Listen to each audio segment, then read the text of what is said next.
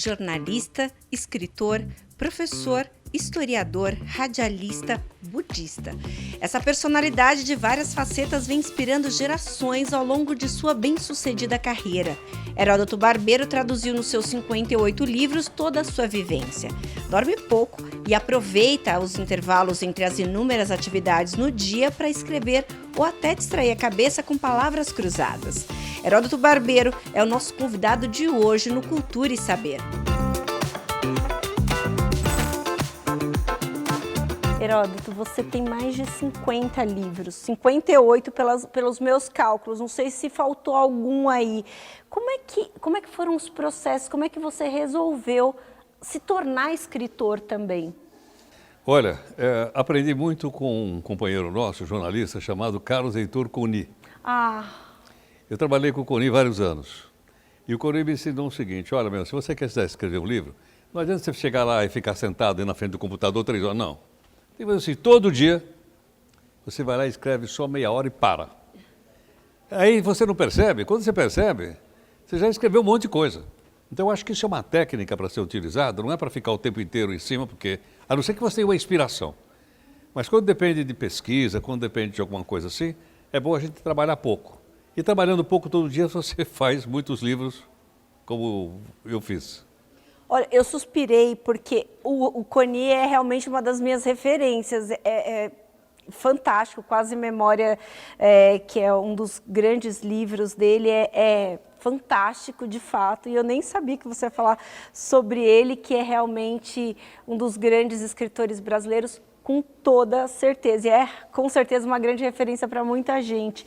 Mas eu queria mas como é que você começou, como é que você resolveu, olha, eu acho que posso dividir meu conhecimento a partir de agora? Como é que foi o início? Olha, na verdade é o seguinte, eu comecei por obrigação.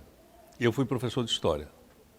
Quando eu comecei a dar aula de história no cursinho, você tinha que escrever apostila, não tinha livro didático. Então você tinha que escrever. Você imagina, por exemplo, escrever uma apostila, toda a história do Brasil, ou toda a história antiga, ou a história medieval. Então, a partir dali, para mim, a escrita era uma obrigação. Eu tinha que entregar os originais lá na gráfica da empresa, era no cursinho Objetivo, que todo mundo conhece, para que eles pudessem rodar aquilo lá. Então, o começo, quer dizer, o treino de escrever, foi por obrigação que eu comecei fazendo apostilas para o cursinho. Heródoto, eu gosto muito do rádio, você é uma das referências brasileiras aí do rádio. E o rádio me ensinou como jornalista a pensar muito na sonoridade do meu texto, né? Então, ler o texto, se ele é sonoro, as pessoas estão ali prontas para captar aquela informação. Como é que é o seu processo?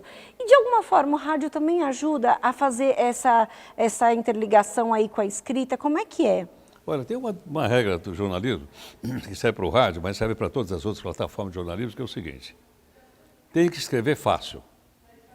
Agora, o jargão, escrever fácil é difícil.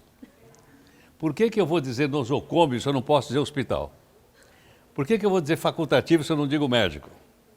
Por que eu não vou dizer metrópole se eu posso dizer cidade? E o salário é o mesmo, né? Não é verdade? Então, quer dizer, você precisa procurar uma linguagem que as pessoas entendam. Se as pessoas não entenderem, você está numa situação ruim. Por quê? Como você sabe, como eu, o que faz a comunicação não é a boca, é a orelha. Com certeza, é verdade. Então, essa lógica aí que eu acabei assimilando da sonoridade tem um proceder, né? Claro. Eu acho que é legal isso, porque assim, às vezes a gente tem que entender de alguma forma, né, Heródoto, que a gente não pode... vou colocar aqui uns termos que, enfim, a gente não pode nivelar por cima, a gente tem que ver o entendimento do nosso ouvinte, do nosso espectador, do nosso leitor de um princípio mais básico, né? Para que todos entendam o que a gente está falando, como a gente está falando, né? Claro, porque uma coisa é você fazer alguma coisa para você mesmo. Outra coisa é você fazer para outras pessoas. Então, por exemplo, qualquer plataforma, pode ser na TV, no rádio, na internet, enfim, no podcast, onde você quiser. Primeiro alvo, quem é? Para quem que eu estou falando? Se eu não souber para quem eu estou falando, vai dar tudo errado. Ou seja, eu tenho que entender quem é a pessoa que está do outro lado, quais são os seus sonhos, quais são os seus desejos, quais são as suas preocupações e me interar com ela. Então, por exemplo, antes de começar alguma coisa, você vai falar para quem? Não, eu vou falar para o mercado financeiro porque eu trabalho num veículo para o mercado financeiro, lógico. Você pode usar tudo quanto é jargão que você quiser, que o pessoal entende. Agora, não posso pegar esse jargão e colocar, por exemplo, uma pessoa, né, que tem um outro tipo de trabalho, trabalha na rua, pode ser um vendedor, pode ser um motorista de aplicativo, ele não vai entender. Então, né, a não ser que eu traduza isso de uma maneira muito simples, didática, para que ele possa entender. Para ficar inteligível para todos. Isso é importantíssimo, para que a gente chegue a todos efetivamente, né? Agora, me conta aí, que horas que você consegue escrever? Porque você tem uma vida extremamente intensa, televisão, rádio e outras atividades, podcast também. Eu queria que você falasse um pouco sobre essa questão do tempo, a administração do tempo, porque muitas vezes as pessoas querem escrever e acham que não podem, né? Não, eu acho que todo mundo pode. A partir do momento que você tocou num ponto central, que é a administração do tempo. Eu sou um cara que administra o meu tempo muito bem. Olha, eu estou aqui com você. Eu saí às 3 horas da tarde da Barra Funda, lá da Record News, para vir para cá. Você me falou, chega mais cedo. Eu cheguei mais cedo. Daqui, eu vou ter que voltar, porque à noite ainda vou ter uma entrada no jornal da Record News. Então, por exemplo, entre esse período, vai sobrar alguma coisa para mim ali. Né? Aí eu posso ou ler alguma coisa, ou descansar e fazer uma palavrinha cruzada. Percebe, não? Então, quer dizer, você tem que administrar bem o tempo. Porque as pessoas que mais têm tempo são as mais ocupadas. É verdade. Tem lá o seu proceder. Você é autocrítico? Como é, perdão? Você é autocrítico? Sou muito autocrítico, sou bastante autocrítico. Eu sou bastante exigente comigo mesmo. Muitas vezes eu faço um programa e eu fico pensando de 1 a 10, que nota será que eu dou para esse programa? E geralmente, como eu era professor, né, eu dou as notas mais baixas. E é muito interessante, porque quantos anos de rádio? Olha, eu comecei trabalhando na Jovem Pan. Eu não era jornalista ainda, né? Depois é que eu entrei na Casper Libero e fiz o curso de jornalismo lá. Mas eu trabalhei na Jovem Pan 7 anos, depois eu trabalhei na Rádio Excelsior, acho que um ano, mais da Rádio Globo 1 ano, depois mais uns 14 anos na CBN, né? No grupo todo lá do Grupo Globo. Então essa é a soma de rádio. E agora voltei para a Rádio Nova Brasil, onde eu estou fazendo um jornal de manhã, às 7h30 da manhã. É muito interessante isso, porque é muito tempo de carreira e ter ainda essa autocrítica. Tem muita gente que deixa, de alguma forma, né, o status e subindo, né, a cabeça. Mas essa autocrítica é um pé no chão aí, né? Exatamente. A autocrítica a gente tem que fazer bastante. E outra coisa também, que você sabe, que eu sou jornalista como eu, é o seguinte, eu não quero elogio, eu quero crítica. Porque só meus amigos me criticam, mostram onde eu estou errando, para eu consertar, para eu melhorar, etc, etc. Então, por exemplo, eu falo para o pessoal lá que trabalha comigo, ó, gente, se tiver elogio, nada. Se tiver alguma crítica contra mim, leio. Porque eu preciso ver onde é que eu estou errando.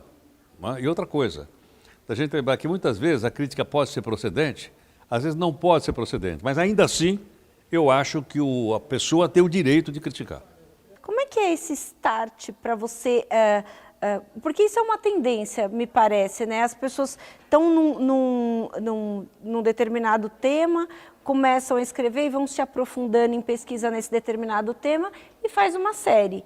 Você não tem medo de desbravar. Como é que é isso? Olha, mas estão todos ligados à minha vida. Por exemplo, eu fui professor de História. Eu dei aula na Universidade de São Paulo. Eu fiz mestrado na Universidade de São Paulo. Então, meu negócio era História.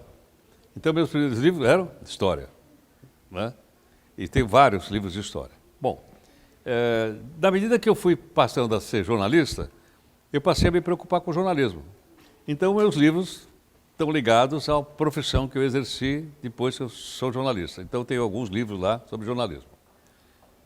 Depois, eu desde jovem, desde os 22 anos de idade, eu entrei para a comunidade budista em São Paulo. Eu fui educado numa escola budista, de origem japonesa, chamado Soto Zen. Então eu sou budista desde os 22 anos, estou com 57. Perdão, estou com 77, mais de 50 anos de budismo. Então eu comecei a escrever sobre budismo, porque é a minha religião, porque eu conheço um pouco do budismo.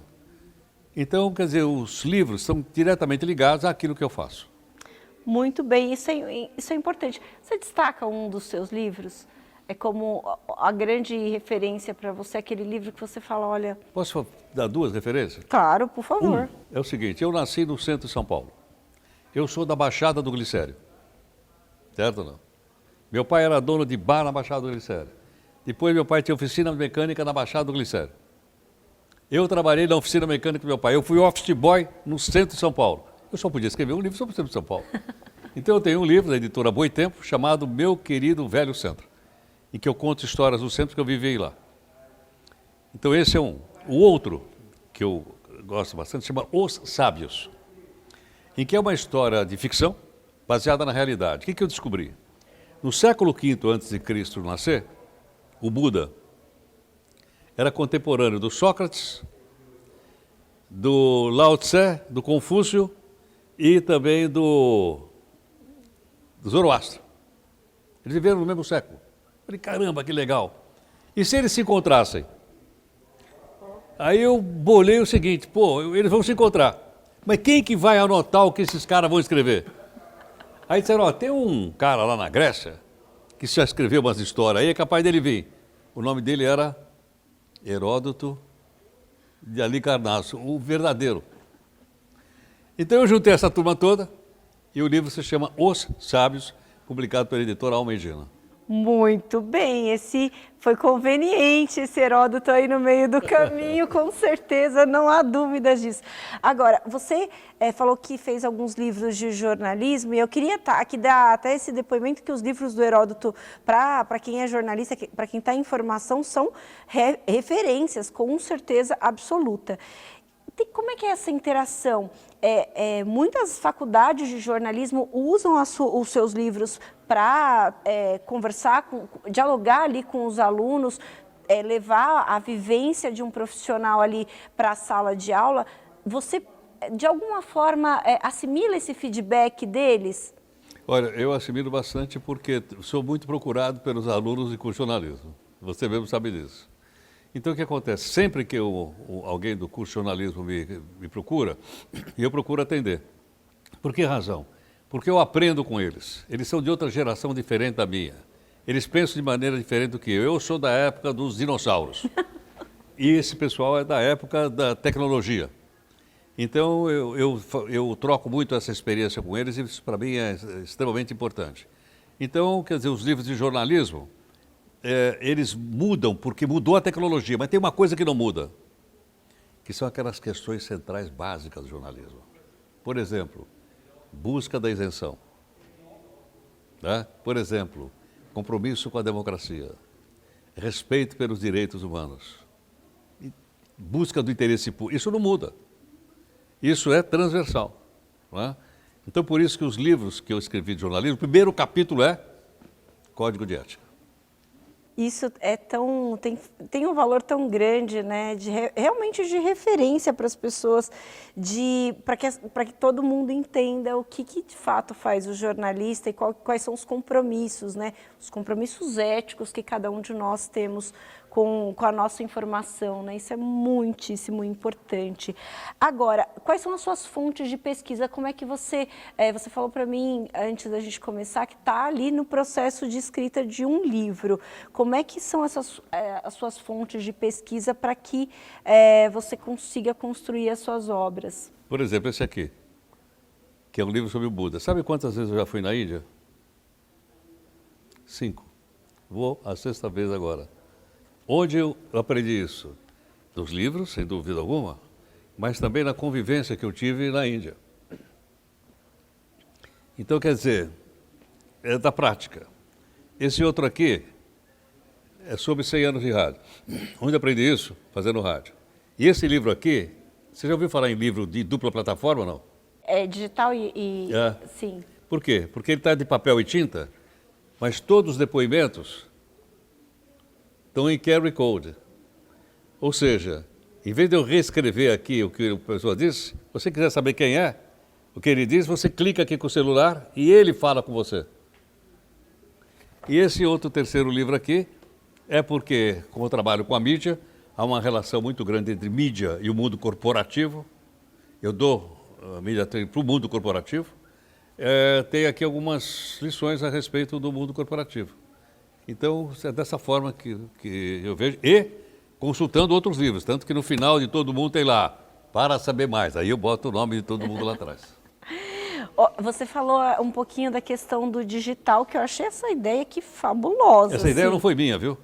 Essa ideia é desse moço que está na capa aí, chamado Fernando, que é um jovem. Ele falou para mim, por que a gente não faz o que eu quase caí do chão? Falei, como assim? Falei, em vez da gente escrever, a ideia é dele, do Fernando. Fernando Vitolo. Do Fernando. A ideia é dele. Então, quer dizer, eu nunca podia, na minha origem lá de megatérica, entender que podia ser desse jeito. Foi ideia do Fernando que a gente fez esse livro Dupla Plataforma. Como é que é o convívio entre o digital, vamos falar o digital e o analógico, né? Mas, não sei você, Heródoto, mas eu gosto muito do livro de papel. Assim, a gente respeita o digital, tudo bem, eu tenho lá o meu equipamentozinho para ler digital, mas eu gosto aqui desse cheirinho do livro, de passar as páginas. Como é que você... Olha, você gostava de ler jornal? Sim. Virar as páginas? Gostava. Você lê ainda? Não, eu tenho os jornais todos digitais, realmente. Então você acabou de responder o que você perguntou, pô. Concorda ou não? Eu acho que vai demorar um pouquinho. Mas a plataforma de tinta e papel vai morrer. Já era, ela está sangrando. Tanto que eu chego na banca, às vezes, moro lá no Centrão, e pergunto para o rapaz lá, quantos Estadão você vendeu hoje? O cara fala, 2. Quanto valor econômico? 1. Não é que a pessoa não está lendo Estadão e não está lendo valor. Eles estão. Só que eles estão lendo onde? Na plataforma digital e não mais na tinta e papel. É importante a migração, mas o sabor do livro... Eu conheço o pessoal que fala assim, mas aquele cheiro de tinta do jornal, a gente virava aquelas páginas do jornal, aquele cheiro, nada contra. Mas isso aí já morreu, vou fazer o quê? Isso é coisa do passado. Com certeza, com certeza. Você tem rádio a válvula na sua casa? Não, não tem. Então, aí. Mas é muito interessante isso, a gente ter esse de alguma forma, esse convívio, né, com a novidade. A gente, em alguns lugares, tem já o livro em áudio, né, para quem quer ter uma outra experiência, uma outra vivência. O que é um podcast? O podcast é um programa de rádio. E aí? O podcast é um programa de rádio. Eu estou escrevendo um outro, eu e os meus colegas aqui, né? Se chama New Rádio. Nós vamos lançar no final desse ano. O que está acontecendo? O On Air, que fica na porta do estúdio, está sendo substituído pelo online. É ou não é? Em vez da antena divulgando, você tem o streaming. E não é só uma mudança de caráter técnico, não. Muda muita coisa, é isso que nós estamos escrevendo.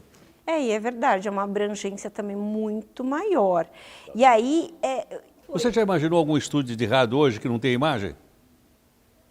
É verdade. A gente aqui na Rede Alesp, nós temos o nosso podcast, que as pessoas conseguem acompanhar a imagem, é muito bacana. Então, eu trabalho de manhã, lá na Nova Brasil, faço um jornal de rádio com imagem. Agora, eu estou falando para a rádio, né? Eu estou descrevendo as coisas, porque a maior parte das pessoas, nesse momento, está no trânsito, não pode parar para olhar. Então, estou usando a comunicação auditiva. Enquanto eu estiver usando a comunicação auditiva, é rádio. Voltando um pouco à questão da literatura, a gente sabe que a internet, por exemplo, foi um meio que chegou e, de alguma forma, as pessoas perderam um pouco de interesse pela leitura. A gente tem que fazer essa análise, é importante a gente fazer essa análise. E aí, como é que a gente desperta isso de volta, Heródoto? Como é que, depois de um certo tempo, de uma certa vivência, como profissional, como escritor, a gente traz de volta, por exemplo, os jovens para se interessar pela leitura? Primeira coisa é o seguinte, não me importa em que plataforma está. Eu posso pegar o romance do Machado de Assis, pode estar nessa plataforma de tinta e papel, ou ele pode estar na internet. Ele caiu no domínio público, eu posso ir lá, entrar lá e ler, sem pagar nada. Antes, se eu não tivesse dinheiro para comprar o livro, eu não ia ler o Machado de Assis, não é verdade? Hoje eu posso ler o Machado de Assis sem pagar nada, entrando na internet. Agora, isso depende do quê? Da educação escolar. Leitura, não importa em que plataforma. Depende da educação escolar, da gente educar a moçada, educar a criançada a leitura. Eu conheço muito adulto que não está lendo nada. Pergunto, cara, o que você está lendo? O cara não sabe, eu não estou lendo nada. E aí? É verdade. E outra coisa, a gente precisa, é importante a gente destacar o papel, por exemplo, de bibliotecas públicas, né? Aqui no Palácio 9 de Julho a gente tem uma biblioteca pública que é importantíssimo. Conheço. As pessoas podem... Que andar é no terceiro ou não? No terceiro andar, então. Vizinho da nossa TV Alesp. E é importantíssimo, porque as pessoas podem acessar, os livros do Heródoto serão doados para a nossa biblioteca, devidamente autografados, e as pessoas podem ler esses livros, depois devolver para que outras pessoas leiam também. E é importantíssimo a gente destacar esse papel das bibliotecas públicas e que as escolas todas possam ter também, né? Claro, e outra coisa, a biblioteca é um lugar de estudo. Eu estudei em biblioteca pública. Eu morava no Centrão. A biblioteca do SESI era ali pertinho da Praça João Mendes. Eu era estudante do ensino médio, eu ia fazer pesquisa naqueles livrões lá e estudava na biblioteca. Porque o ambiente ajuda você a estudar. As pessoas que estão lá estão também, entendeu? Não? Então, eu acho que é um ambiente legal para a gente, além da balada, tudo bem, mas eu acho que tem que uma hora também da gente ir na biblioteca. Eu trabalho na frente da biblioteca lá do Centrão. E é um mergulho de conhecimento, sem dúvida. Agora me fala uma outra questão, que eu acho que é muito importante. A gente, obviamente, que a gente escreve um livro para vender esse livro. Como é que é a questão do apelo comercial? Há esse diálogo com a editora? Como é que vocês... como é que é esse processo da questão do apelo comercial que a gente não pode deixar de mencionar? Claro, olha, pouquíssimas pessoas vivem de direitos autorais. Uma delas eu conheço bem, Paulo Coelho. Ele vive de direitos autorais. Outra que eu conheço também é o Augusto Cury, foi meu aluno. Ele vive de direitos autorais. Agora, nós não vivemos de direitos autorais. Né? Sabe como eu faço? Eu chego lá para o editor e falo assim, escuta, tem algum direito autoral? Ah, tem, não sei o quê. Me paga em livro. Aí o cara me paga em livro. E aí eu pego e vou dando os livros. Porque realmente... para você vender em grande quantidade, só realmente tendo uma exposição como tem esses dois que eu citei, e outros. Coni, por exemplo, também vivia que eu citei aqui, vivia de direito autoral, mas é raro. Eu preciso fazer esse parênteses. Quem não conhece Carlos Heitor Coni, por favor, conheça, que realmente é um primor. Estou errada? Não, claro. E com quem tive a oportunidade de conhecer e adquirir muitos hábitos dele. Por exemplo, Coni escrevia na página 2 da Folha de São Paulo, um artigo lá. E eu olhei e falei, Coni, mas é muito pequeno. Ele falou, só que escrevo 3 parágrafos. Hoje, quando eu faço artigo, sabe quantos parágrafos eu escrevo? 3. Aprendi com ele, pô. Eu tenho esse argumento. E ele tinha razão. A gente aprende, só para contextualizar as pessoas em casa, muitas vezes a gente aprende na faculdade que tem que fazer textos de 1.200 caracteres, 2.400 caracteres, que é o tamanho ali em letras do texto, né? Então, o Heródoto é conciso ali na sua construção de texto. Isso é importante porque as pessoas também estão nesse processo do rápido, né? Então, esse texto que eu faço chama Parece, mas não é. Que é o seguinte, eu conto uma história em 3 parágrafos, de alguma coisa que parece que é hoje. Aí lá embaixo eu conto que não é um fato histórico. Mas sabe o que acontece? Muita gente não lê até o final. Lê 2 parágrafos e mete o pau em mim. Me esculhamba, me xinga, etc. Blá, blá, blá. Entendeu? Pra você ter uma ideia, uma editora manda esse artigo para 8.000 professores de história. Um dia me liga um diretor me esculhambando. Eu nem vou dizer o nome daquele que fala. Depois que ele me esculhambou bastante no telefone, Eu falei assim, professor, o senhor leu até o final? Não, o senhor me tira dessa lista. Eu falei, tá bom, professor. Passou, sei lá, 2 horas, o cara me liga e diz, oh, desculpa, pode botar meu nome de novo aí. Eu não tinha visto, eu não sabia que você estava falando do Deodoro da Fonseca e não do Bolsonaro. É engraçado, porque muitas pessoas têm adquirido esse hábito de ler o título, né? Ou ler o lead, no máximo, né? da notícia. E aí fica complicado, né? Para você entender de fato o que está acontecendo ali naquele texto. Mas enfim, são coisas do dia a dia. Heródoto, a gente sabe que, você falou, escrever um processo, você faz ali, você organiza o seu dia para escrever diariamente, é importantíssimo isso, mas e quando a inspiração não vem, como é que é? Como é que você faz? Como eu escrevo um artigo semanal, parece, mas não é, às vezes eu não acho a conexão. Então a semana inteira eu fico procurando a conexão. E quando eu acho, eu escrevo, porque se não chega na hora eu perco. E toda vez eu escrevo. Sai em jornais, sai em sites, etc, etc. Todo mundo, não vai mandar coluna e tal, etc. Então você precisa o seguinte, quando vier uma boa ideia, escreve. Senão a gente perde. Queria falar desse livro aqui, que é importantíssimo, 100 anos de rádio no Brasil. Você, obviamente, que é uma das referências do nosso rádio brasileiro. A gente teve aqui com outra referência, que é o Milton Jung. Eu sei que é aquele chato do Milton Jung. Ele ia trabalhar de bombacha. Ele ia de salto carrapeta lá no estúdio, atrapalhava lá a CBN. Ainda bem que ele mudou agora, ainda ele torce para um time lá chamado Grêmio. Ele ficava cantando, até a pé, nós. E eu falei, pô, Milton, desse jeito nós não vamos fazer jornalismo.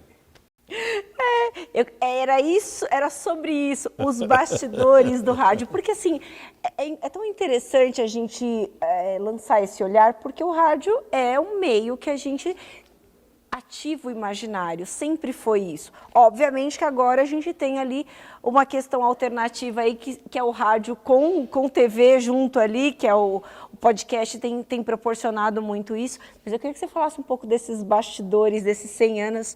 Quer dizer, 100 anos, você não viveu 100 anos do rádio, mas tem mas quase, eu estou com 77 de idade. Uma boa parcela. Então, eu acho que ele passou por transformações interessantíssimas.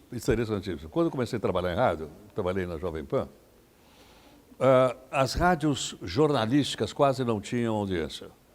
As grandes rádios eram chamadas rádios ecléticas, que atingiam o povo com todo tipo de programação. Então, você tinha a Rádio Globo, a Rádio Record, a Rádio Capital, o que mais? Estou esquecendo alguma, mas eram grandes, não é? E eu trabalhei no Grupo Globo, que tinha uma grande audiência na Rádio Globo e uma pequenininha, que era da CBN. Aos poucos foi mudando, a Rádio Globo foi encolhendo e a CBN passou a Rádio Globo dentro da empresa. A ponto de hoje não existir mais a Rádio Globo, ela fechou. E a CBN está forte e firme, graças ao grande jornalista que é o Milton Jung também. Olha, eu vou te falar que quando criança, a minha mãe não deixava a gente mudar de rádio, não. Tinha que ouvir a Rádio CBN todos os dias, tá com certeza. Manda um abraço para sua mãe, tá? Com certeza. Agora, outro tema aqui, falando dos livros que você trouxe para a gente, provocações corporativas. A gente, como jornalista, acaba adquirindo um olhar ali do trato mesmo com outros colegas jornalistas, com a própria notícia. Como é que é essa questão do media training, desse preparo ali para pessoas que precisam efetivamente conversar com o público? É o seguinte, desde que a comunicação começou a se espalhar pelo mundo inteiro, as corporações, de maneira geral, entenderam o seguinte, nós precisamos falar com o público. Não basta a gente virar as costas. Não, daqui a pouco eles esquecem. Tá? Eu tinha uma barata lá dentro do refrigerante, mas daqui a pouco eles esquecem. E o público passou a não esquecer mais. Então as empresas passaram a ter o seguinte, a entender como é que funciona essa comunicação com o público. E esse contato entre jornalistas e o mundo corporativo é fundamentalmente um contato ético. Porque você está falando do interesse da população e não para enganar a população, não é com esse objetivo. O objetivo é treinar as pessoas para que elas possam contar o que está acontecendo no mundo corporativo, no mundo dos negócios, para as pessoas que muitas vezes são seus clientes. De uma maneira clara e objetiva, né? Porque é isso que a pessoa do tem outro um cara lado aí que é tipo raiz quadrada e raiz quadrada de 144, já ouviu falar ou não? Você pergunta como vai e o cara começa a contar, pô. É muito Muito interessante isso. Agora, por fim, você tem aqui eu quero destacar essa questão, porque a gente sempre olha para o Heródoto como uma referência do rádio, um grande jornalista, muito embora não seja essa a sua primeira formação, né? Tem a do professor de história, tem de advogado também, então quer dizer, tem várias formações ali no meio. E aí, de repente, o Heródoto começa a escrever sobre o budismo, sobre a religião. Como é que foi essa necessidade de alguma forma, educar as pessoas? Porque muitas vezes as pessoas não entendem determinados tipos de religião, entendem as que são talvez mais comuns e tal. Mas como é que foi esse mergulho para que as pessoas pudessem compartilhar do seu conhecimento sobre o budismo? Então tem duas coisas. É o seguinte, primeiro porque eu, como eu te falei, eu fui monge leigo no templo budista durante um período, né? Segundo é o seguinte, a religião budista ela é confundida com muitas outras. Então esses livros são livros de divulgação, não são profundos, não são livros de filosofia, nada. É apenas para dar uma ideia para as pessoas o que é essa religião chamada budismo e que ela possa avaliar e comparar com as outras que ela conheça. Heródoto, um dos seus livros, de 89, O que Pensam os Presidenciáveis, que aí você fala do Lula, do Maluf, do Covas, do Brizola, do Freire, do Afif. Como é que hoje a gente vive uma dicotomia política, a gente vive um momento que as pessoas se colocam ou de um lado ou do outro. É um tipo de obra que você, de repente, pretende revisitar até para ajudar as pessoas a entender os lados da história? Olha, eu acho que sim. É que nessa época, veja bem, era uma época da redemocratização do país. Então, toda vez que você escreve mergulhado dentro de uma determinada realidade histórica, que não é a de hoje.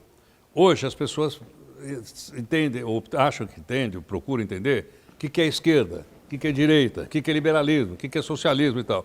E eu acho bom a gente dar uma contribuição para as pessoas entenderem o que significa. E depois a pessoa faz a opção que ela acha que é melhor para ela, para a família dela e para o país. Me permita tratá-lo como mestre. Mestre, eu amei a nossa conversa, muito obrigada pela generosidade, por essa troca tão valiosa aqui para o nosso programa, que a gente só fica engrandecido aqui no nosso Cultura e Saber. Muito obrigada, e a casa, obviamente, que é sua, que na hora que o senhor quiser falar de outro livro, qualquer outro livro, a gente está aqui à disposição, sempre. Namastê. Muito obrigada. Nosso Cultura e Saber fica por aqui, mas você que ficou interessado nos livros do Heródoto, eles vão estar aqui na nossa biblioteca, que fica aberta das 10 da manhã até às 18 horas, de segunda a sexta-feira. Você traz um documento original com foto, comprovante de endereço e pode pegar emprestado um dos livros, depois tem que devolver, viu? Um abraço para você e até a próxima.